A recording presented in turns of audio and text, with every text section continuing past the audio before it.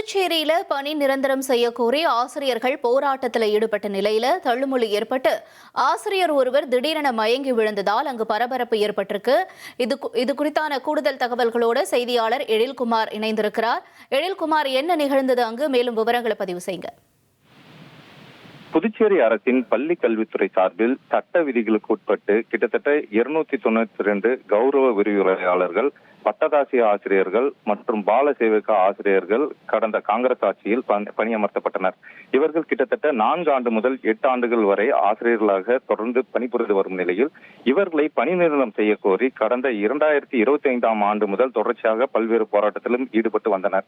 மேலும் போராட்டத்தில் ஈடுபட்ட ஆசிரியர்களிடம் கல்வித்துறை அமைச்சர் நமச்சிவாயம் பேச்சுவார்த்தை நடத்திய நிலையில் ஜனவரி இறுதி வாரம் அல்லது பிப்ரவரி முதல் வாரத்திற்குள் இவர்களுக்கான தீர்வு காணப்படும். அதாவது இவர்களை நிரந்தரம் செய்யப்படுமா அல்லது மீண்டும் ஒப்பந்த அடிப்படையில் பணி தொடருமா என்பது குறித்து அறிவிக்கப்படும் என கல்வித்துறை அமைச்சர் நமச்சிவாயம் தெரிவித்திருந்தார். ஆனால் அவர் கொடுத்த காலக்கெடு முடிவடைந்த நிலையில் இதுவரை ஆசிரியர்களை அழைத்து கல்வித்துறை அமைச்சர் நமச்சிவாயம் பேச்சுவார்த்தை நடத்தவில்லை. இந்நிலையில் கடந்த 10 தினங்களுக்கு மேலாக தொடர்ச்சியாக பள்ளி கல்வித்துறை முன்பு இந்த ஆசிரியர்கள் தொடர்ச்சியாக போராட்டம் நடத்தி வந்த நிலையில் இன்றைய தினம் சட்டசபையை முற்றுகிட 100க்கும் மேற்பட்டோர் ஊர்வலமாக வந்தனர். சட்டசபை அருகே வந்தபோது போலீசார் அவர்களை தடுத்து நிறுத்தினர். இருந்த போதிலும் போலீசாரின் தடுப்புகளை மீறி சட்டசபையை முற்றுகையிட ஆசிரியர்கள் முயன்றதால் போலீசாருக்கும் ஆசிரியர்களுக்கும் இடையே கடுமையான தள்ளிமுள்ளு ஏற்பட்டது.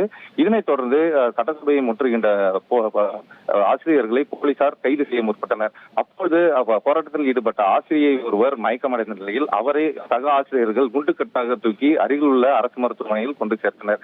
தொடர்ச்சியாக கிட்டத்தட்ட அரை மணி நேரத்துக்கும் மேலாக ஆம்பூர் சாலையில் அமர்ந்து சாலை மறியலில் ஈடுபட்டனர். போக்குவரத்து நெரிசல் ஏற்பட்டதை தொடர்ந்து போலீசார் வலுக்கட்டாயமாக சாலை மறியலில் ஈடுபட்ட அனைத்து ஆசிரியர்களையும் குண்டுகட்டாக கைது செய்து அழைத்து சென்றனர். மேலும் தங்களை கல்வித்துறை அமைச்சர் நமச்சிவாயம் அழைத்து பேச்சுவார்த்தை நடத்தும் வரை தங்களது போராட்டம் நடைபெறும் எனவும் ஆசிரியர்கள் தகவல் தெரிவித்துள்ளனர்.